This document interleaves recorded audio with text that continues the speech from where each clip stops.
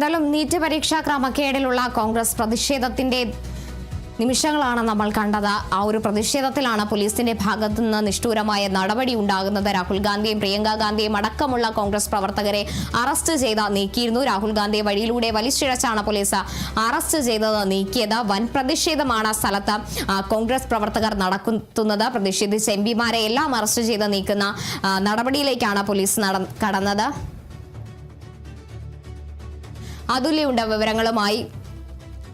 അതുല്യ, എന്തായാലും വലിയൊരു പ്രതിഷേധം തന്നെയാണ് ഡൽഹിയിൽ ഉണ്ടായിക്കൊണ്ടിരിക്കുന്നത്. തങ്ങൾ ചോദിക്കുന്ന ചോദ്യങ്ങൾക്ക് മറുപടി എന്ന് ലഭിക്കുമോ അന്ന് വരെ പ്രതിഷേധം എന്നതാണ് പ്രതിഷേധക്കാർ സ്വീകരിച്ചിരിക്കുന്ന നിലപാട്. എപ്പോഴായിരിക്കും ആ ചോദ്യങ്ങൾക്കുള്ള മറുപടി മോദി നൽകുക? കാർത്തു, തീർച്ചയായും ഇപ്പോൾ ഈ പറഞ്ഞ ഒരു നിലപാട് തന്നെയാണ് കോൺഗ്രസിൻ്റേത്, അതുപോലെ തന്നെ CJP പ്രതിഷേധക്കാരുടേതും. തുടക്കത്തിൽ ജോലിയില്ലാത്ത കുറച്ച് ആളുകൾ ചേർന്ന് തുടങ്ങിയ ഒരു അരാജകത്വം നിറഞ്ഞൊരു പ്രസ്ഥാനം എന്നതിൽ നിന്ന് CJP ഇന്ന് ഒരു രാജ്യ തലസ്ഥാനത്തെ ഒട്ടാകെ സ്തംഭിപ്പിക്കാൻ ശേഷിയുള്ള ഒരു മൂവ്മെൻറ്റിന് നേതൃത്വം നൽകുന്ന രീതിയിലേക്ക് വളർന്നതിൻ്റെ തെളിവ് കൂടിയാണ് കോൺഗ്രസ് ഇന്ന് സമരരംഗത്ത് ഇറങ്ങി എന്നുള്ളത്. കാരണം ഇത്രയും ദിവസം CJPയുടെ സമരപന്തലിൽ ഒരിക്കൽ പോലും കോൺഗ്രസ് എത്തിയിരുന്നില്ല, പ്രതിഷേധങ്ങളെ പരസ്യമായി പിന്തുണച്ചിരുന്നില്ല. എന്നാൽ ഇന്ന് കോൺഗ്രസിൻ്റെ ഏറ്റവും സമുന്നതരായ നേതാക്കളടക്കമുള്ളവർ, ഒരു രാജ്യത്തിൻ്റെ ലോക്സഭയുടെ പ്രതിപക്ഷ നേതാവ്, അതുല്യ തുടരുക. ഇപ്പോൾ രാജ്മോഹൻ ഉണ്ണിത്താൻ MP കൂടി നമ്മളോടൊപ്പം ചേരുകയാണ്. നമസ്കാരം ശ്രീ രാജ്മോഹൻ ഉണ്ണിത്താൻ. ചോദിക്കാനുള്ളത്, ഇത്രയും വലിയൊരു പ്രതിഷേധത്തെ നിസ്സാരവൽക്കരിച്ച് അടിച്ചമർത്താനാണ് മോദിയും പോലീസും ശ്രമിച്ചുകൊണ്ടിരിക്കുന്നത്. എങ്ങനെയാണ് ഇതിനെതിരെ ഇനിയുള്ള പ്രതിഷേധം നടക്കുക? കോക്രോച്ച് ജനതാ പാർട്ടി ഉന്നയിച്ചിട്ടുള്ള സകല വിഷയങ്ങളും വളരെ നേരത്തെ തന്നെ രാഹുൽ ഗാന്ധി ഉന്നയിച്ചുകൊണ്ടിരിക്കുന്ന വിഷയങ്ങളാണ്. പക്ഷേ കോക്രോച്ച് നിരന്തരമായ സമരവുമായി രംഗത്ത് വന്നു എന്നുള്ള പ്രത്യേകത മാത്രമേ ഉള്ളൂ. അതേസമയം പാർലമെന്റിനകത്തും പുറത്തും ഈ വിഷയങ്ങൾ നിരവധി പ്രാവശ്യം രാഹുൽ ഗാന്ധി ഉന്നയിച്ചു. അതിനൊരു പരിഹാരം കാണാത്തതിന്റെ പശ്ചാത്തലത്തിലാണ് ഇന്ന് ഞങ്ങൾ മല്ലികാർജുന ഖാർഗെയുടെ ജന്മദിനമായ ഇന്ന് അവിടുന്ന് ഞങ്ങൾ നേരെ പ്രധാനമന്ത്രിയുടെ വീട്ടിലേക്ക് മാർച്ച് നടത്തിയത്.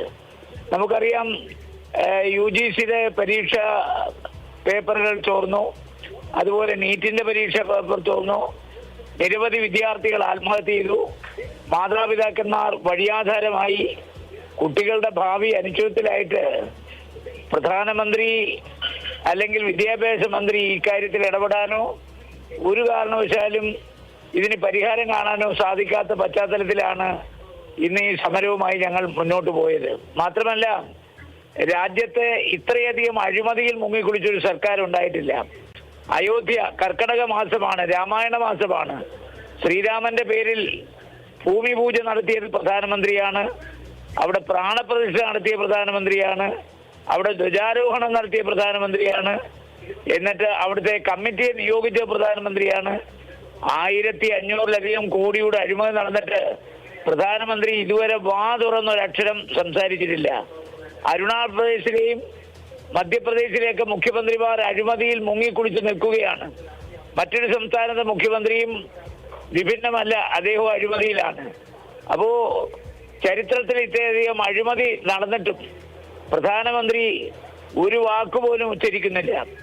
ജനാധിപത്യത്തിന്റെ ശ്രീകോവിലായ പാർലമെന്റിൽ ഈ വിഷയം ചർച്ച ചെയ്യണമെന്നും ആഭ്യന്തരമന്ത്രിയും പ്രധാനമന്ത്രിയും സഭയിലെത്തണമെന്നും സഭയ്ക്കകത്ത് ഒരു സംവാദത്തിന് അവസരമൊരുക്കണമെന്നും ആവശ്യപ്പെട്ടിട്ട് അത് മുഖവിലേക്ക് എടുക്കാത്ത പശ്ചാത്തലത്തിലാണ് ഇന്ന് ഇന്ത്യയുടെ പ്രധാനമന്ത്രിയുടെ വീട്ടിന് നേരെ ഞങ്ങൾ പോയത്.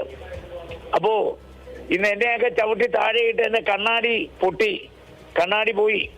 അത് കഴിഞ്ഞ് എനിക്ക് 2 ഓപ്പറേഷൻ കഴിഞ്ഞുകൊണ്ട് ദേശീയ നേതൃത്വം എന്നോട് അറസ്റ്റ് വരിക്കണ്ട എന്ന് പറഞ്ഞെങ്കിലും അറസ്റ്റ് വരിക്കാൻ പോയി എൻ്റെ ശരീരത്തിൽ ചവിട്ടിയിട്ടാണ് ഒരുപാട് ആളുകൾ പോയത്.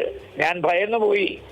മാത്രമല്ല, ഇന്ത്യയുടെ 2 നേതാക്കന്മാർ, നമുക്കറിയാം, ശ്രീ രാഹുൽ ഗാന്ധിയും അതുപോലെ പ്രിയങ്ക ഗാന്ധിയും ഈ രാജ്യത്തിന് വേണ്ടി സ്വന്തം ജീവൻ ബലിയർപ്പിച്ച ഇന്ദിരാഗാന്ധിയുടെ കൊച്ചുമക്കളാണ്. മാത്രമല്ല, രാജീവ് ഗാന്ധി ഈ രാജ്യത്തിന് വേണ്ടി മരിച്ചു വീണ രാജീവ് ഗാന്ധിയുടെ മക്കളാണ്. രണ്ടുപേരും പാർലമെന്റ് അംഗങ്ങളാണ്. പാർലമെന്റ് അംഗങ്ങളെയാണോ ഇങ്ങനെ വലിച്ചഴച്ചു കൊണ്ടുപോകുന്നത്? രാഹുൽ ഗാന്ധിയുടെ മൂക്കിന് പരിക്ക് പറ്റിയിട്ടുണ്ട്, അവരുടെ വസ്ത്രം മുഴുവൻ കീറി പറഞ്ഞുപോയി. അപ്പോ 2 പാർലമെന്റ് അംഗങ്ങളെ മാത്രമല്ല മുതിർന്ന ഒരുപാട് പാർലമെന്റ് അംഗങ്ങളെയും ഇത്ര ക്രൂരമായിട്ടാണ് പോലീസ് ജീപ്പിനകത്ത് കയറ്റിക്കൊണ്ടുപോയത്. അപ്പൊ ഇത് ഇന്ന് ഒരു സമരത്തിന്റെ പുതിയ മുഖം ഞങ്ങൾ തുറന്നിരിക്കുകയാണ്. ഈ പാർലമെന്റ് നാളെ തൊട്ട് പ്രക്ഷുബ്ധമാകും. ആഗസ്റ്റ് 13 വരെയാണ് പാർലമെന്റ് എങ്കിലും ഇപ്പൊ ജനാധിപത്യത്തെ കശാപ്പ് ചെയ്ത് പണാധിപത്യത്തിലൂടെ പാർലമെന്റ് അംഗങ്ങളുടെ എണ്ണം വർദ്ധിപ്പിക്കാനുള്ള കുതിരക്കച്ചവടമാണ് ഇപ്പൊ നടന്നുകൊണ്ടിരിക്കുന്നത്. അവിടെ തൃണമൂൽ കോൺഗ്രസിനെ പിളർത്തിയവരെ മുഴുവൻ വിലയ്ക്ക് വാങ്ങി. അതുപോലെ തന്നെ മഹാരാഷ്ട്രയിൽ കുതിരക്കച്ചവടം നടക്കുന്നു. ഓപ്പറേഷൻ താമര എന്ന പേരിൽ ജനാധിപത്യ മൂല്യങ്ങളെ തൃണവൽക്കരിച്ചുകൊണ്ടാണ് ഈ കച്ചവടം മൊത്തം നടത്തിക്കൊണ്ടിരിക്കുന്നത്. അതുകൊണ്ട് ഇത്തവണ ഡീലിമിറ്റേഷൻ ബില്ലും അതുമായി ബന്ധപ്പെട്ട കാര്യങ്ങളും പാർലമെന്റിൽ വന്നാൽ ഒരിക്കൽ കൂടി മോഡിക്ക് പരാജയം ഉണ്ടാകത്തക്ക രീതിയിൽ കഴിഞ്ഞ പ്രാവശ്യത്തെ പോലെ അതിശക്തമായി ഇന്ത്യ മുന്നണി ഒറ്റക്കെട്ടായിട്ട് എതിർക്കും. അതുകൊണ്ട് ഒരു സമരത്തെ ചോരയിൽ മുക്കി കൊല്ലാം എന്നുള്ളതാണ് അദ്ദേഹത്തിന്റെ ധാരണയെങ്കിൽ അദ്ദേഹം വിഡ്ഢികളുടെ സ്വർഗത്താണ് ജീവിക്കുന്നതെന്ന് പറയാതിരിക്കാൻ പറ്റില്ല. കാരണം ഒരിക്കലും എന്നെ നീ ചവിട്ടി മെതിക്കുമ്പോഴൊക്കെയും നിന്നിലും മീതെ ഉയർന്നിടുന്നു ഞാൻ എന്നാണ് ഒരു ചൊല്ല്. അതുകൊണ്ട് ഈ സമരങ്ങളെ, ജനാധിപത്യ സമരങ്ങളെ ചോരയിൽ മുക്കി കൊല്ലുന്ന ഈ ഗവൺമെന്റ് സമീപനം ഒരിക്കലും ഇന്ത്യയിലെ ജനകോടികൾ അംഗീകരിക്കില്ല. ഇതിന് ശക്തമായ തിരിച്ചടി ഇന്ത്യൻ ജനകോടികൾ നൽകും. അതിനി കാലതാമസം ഉണ്ടാകില്ല. ശരി, നന്ദി ശ്രീ രാജ്മോഹൻ ഉണ്ണിത്താൻ എം പി പ്രതികരിച്ചതിന്. എന്തായാലും വലിയ രീതിയിലൊരു പ്രതിഷേധത്തിലേക്ക് തന്നെയാണ് കോൺഗ്രസും കടക്കുന്നത്. രാഹുൽ ഗാന്ധിയും അതോടൊപ്പം തന്നെ പ്രിയങ്ക ഗാന്ധിയും അറസ്റ്റ് ചെയ്ത് നീക്കിയപ്പോൾ പരിക്ക് അവർക്കുണ്ടായിട്ടുണ്ട് എന്നുള്ളൊരു കാര്യം ആണ് ഇപ്പോൾ എം പി അടക്കം നമ്മളോട് സൂചിപ്പിച്ചിരിക്കുന്നത്. അദ്ദേഹത്തിനും അടക്കം പരിക്കേൽക്കുന്ന ഒരു സാഹചര്യം ഉണ്ടായിരുന്നു. എം പിമാരാണ് എന്ന ഒരു പരിഗണന പോലും നൽകാത്ത രീതിയിലായിരുന്നു പോലീസിന്റെ പെരുമാറ്റം എന്നാണ് അദ്ദേഹത്തിന്റെ വാക്കുകളിൽ നിന്ന് നമുക്ക് മനസ്സിലാക്കാൻ സാധിക്കുന്നത്. രാഹുൽ ഗാന്ധിയെ അടക്കം അറസ്റ്റ് ചെയ്ത് നീക്കിയത് ആ ഒരു സാഹചര്യത്തിലൂടെ തന്നെയാണ് എന്ന കാര്യമാണ് അദ്ദേഹം സൂചിപ്പിക്കുന്നത്. അത് നമ്മൾ കണ്ടതാണ്. തെരുവിലൂടെ റോഡിൽ കിടന്ന് പ്രതിഷേധിക്കുന്ന രാഹുൽ ഗാന്ധിയാണ് പോലീസ് ബലം പ്രയോഗിച്ച് അറസ്റ്റ് ചെയ്ത് അവിടുന്ന് നീക്കുന്ന സാഹചര്യം ഉണ്ടായിരുന്നത്.